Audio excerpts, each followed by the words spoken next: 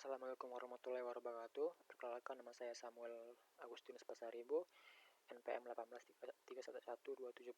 18312706450248.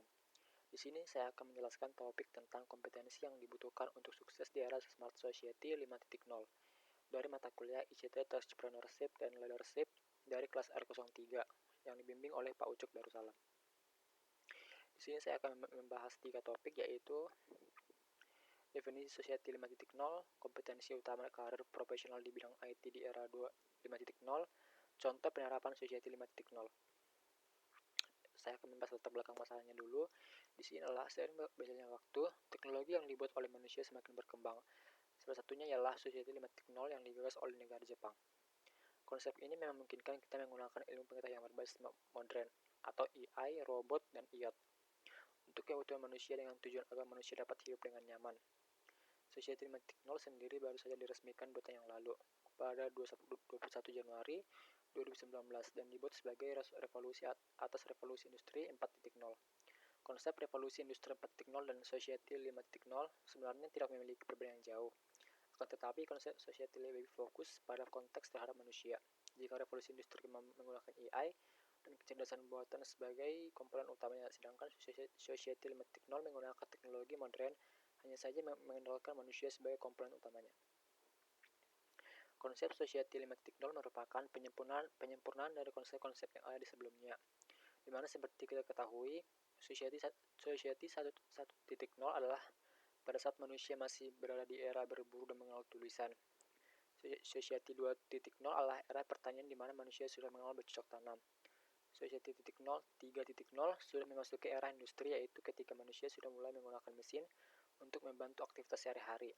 Society 4.0, manusia sudah mengenal komputer hingga internet, dan Society 5.0 di era di mana semua teknologi adalah bagian dari manusia itu sendiri. Internet bukan hanya digunakan untuk sekedar berbagi informasi, melainkan untuk menjalani kehidupan.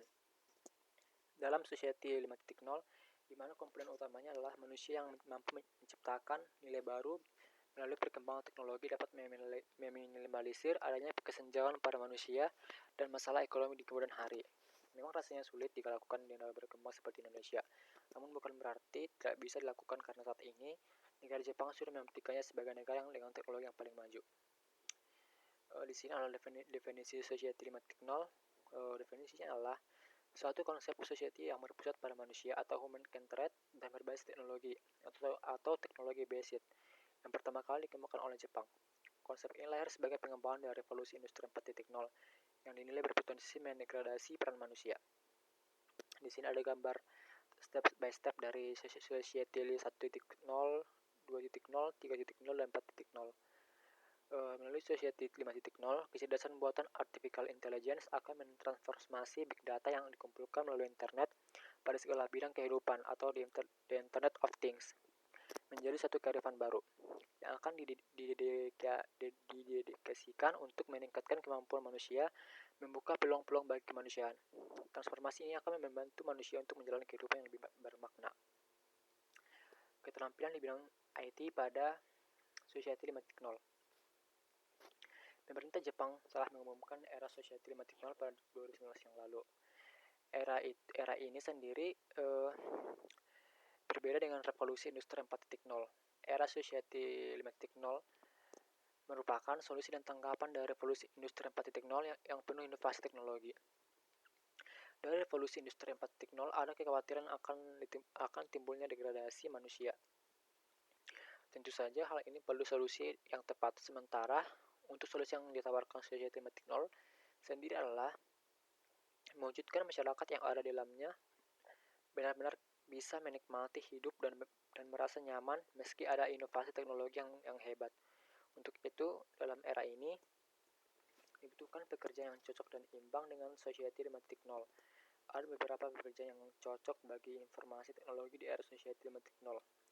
Adapun contoh pekerjaannya antara lain sebagai berikut. Yang pertama adalah web developer. Untuk memasarkan produknya, sebuah perusahaan tentu harus memanfaatkan segala hal, termasuk ranah digital untuk memperluas jaringan dan jangkauan pemasaran. Setiap perusahaan butuh alamat daring berupa website untuk menjangkau konsumen lebih besar. Untuk itu, peran web developer tentu harus menjadi pertimbangan di era digital ini. Karena saat perusahaan memutuskan menggunakan website, tentu ada bahasa pemrograman yang hanya bisa dilakukan web developer.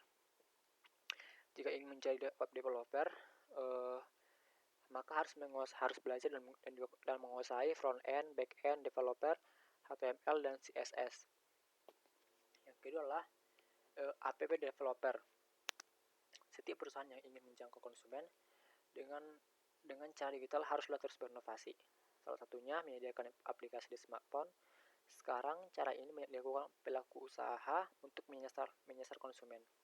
Jika ingin menjadi app developer, maka harus memiliki kemampuan algoritma dan logika pemrograman. Yang ketiga adalah SEO atau Search Engine Optimization. Jika web sudah dimiliki perusahaan, maka agar sebuah web bisa semakin luas jangkauannya perlu SEO spesialis. Tugasnya bertanggung jawab pada update hal apapun yang berkaitan dengan perkembangan informasi mengenai algoritma Google. Tentu pekerjaan ini harus terus diperbarui mengikuti eranya. Posisi ini juga bertugas mengoptimalkan website sehingga mampu di posisi teratas halaman pertama Google. Yang keempat, content creator. Mengandalkan kreativitas, seorang content creator harus membuat konten iklan yang bisa menarik perhatian siapapun. Termasuk jika seorang content creator direktur perusahaan, maka tugasnya membuat calon pembeli tertarik dengan produk yang ditawarkan. Yang selanjutnya adalah social media spesialis. Semua orang pasti memiliki media sosial. Biasanya di setiap media sosial ada banyak perusahaan yang menawarkan produk mereka. Iklannya cukup beragam dan kreatif. Tugas media sosial ini bertanggung jawab sebagai membuat iklan media sosial yang menarik, termasuk menganalisa feedback dari warganet. Yang selanjutnya adalah contoh penerapan nilai baru pada Society 5.0. Yang pertama, penerapan nilai baru dalam bidang mobilitas. Dalam masyarakat 5.0, nilai baru dapat dihasilkan dengan cara berikut melalui analis AI Big Data dalam basis data yang mencakup beragam jenis informasi termasuk data sensor dari mobil, informasi waktu nyata mengenai cuaca, lalu lintas, akomodasi, serta makanan dan minuman, dan tempat pribadi, dan berikut ini akan direalisasikan contoh penerapannya. Yang pertama, buat perjalanan jalan menjadi mudah dengan memberikan rute jalan yang cocok dengan preferensi pribadi dan mengusulkan rencana optimal untuk memperhitungkan cuaca, kemacetan, dan kebetulan lain. Selanjutnya adalah buat gerakan menyenangkan tanpa kemacetan dan kurangi kecelakaan melalui mengemudi otonom. Selanjutnya adalah lakukan gerakan halus dengan menggabungkan layanan berbagai mobil, transportasi umum, dan lain-lain. Selanjutnya memungkinkan lansia dan penyandang cacat untuk bergerak sendiri melalui penggunaan kursi roda yang dapat mengemudi sendiri. Lebih jauh lagi, untuk masyarakat secara keseluruhan, solusi ini akan membantu mengurangi emisi CO2 oleh lembaga transportasi publik sambil mempromosikan revitalisasi regional dan merangsang konsumsi. Yang kedua, penerapan nilai baru dalam bidang industri. Dalam masyarakat 5.0, nilai baru dapat dihasilkan dengan cara sebagai berikut. Melalui analis AI Big Data yang mencakup beragam jenis informasi, termasuk permintaan pelanggan dan konsumen, informasi inventaris pemasok, dan informasi pengiriman, dan hal-hal berikut akan direalisasikan. Yang pertama, melaksanakan perencanaan produksi yang fleksibel dan manajemen persediaan dalam menanggapi kebutuhan saat ini dengan membangun hubungan dengan bidang lain dan termasuk industri di luar urusan bisnis yang biasa dilakukan. Yang kedua, gunakan AI dan robot dan terapkan koordinasi antar pabrik untuk membuat produksi lebih efisien, hemat tenaga kerja, aktifkan warisan keterampilan teknis atau pemodelan keahlian utama, dan capai produksi campuran volume rendah yang tinggi. Selanjutnya, membuat distribusi lebih efisien dengan pengiriman kooperatif lintas industri, peloton truk, dan lain-lain. Selanjutnya, memungkinkan pelanggan dan konsumen juga untuk mendapatkan barang berharga murah tanpa penundaan pengiriman sesuai dengan kebutuhan. Selain itu, bagi masyarakat secara keseluruhan, solusi ini dapat membantu memperkuat daya saing industri, meningkatkan daya tanggap terhadap bencana, mengurangi masalah kekurangan tenaga kerja, menangani berbagai kebutuhan, mengurangi emisi dan pengeluaran gas rumah kaca, meningkatkan keputusan pelanggan dan merangsang konsumsi. Yang ketiga adalah contoh penyerapan nilai baru dalam bidang pencegahan bencana. Dalam masyarakat 5.0, nilai baru dapat dihasilkan dengan cara sebagai berikut. Melalui analisis AIB data besar yang terdiri dari beragam informasi seperti pengamatan daerah yang terkena bencana oleh satelit, radar terestrial, atau oleh drone, informasi kerusakan berdasarkan struktural sensor, dan informasi kerusakan yang dari mobil.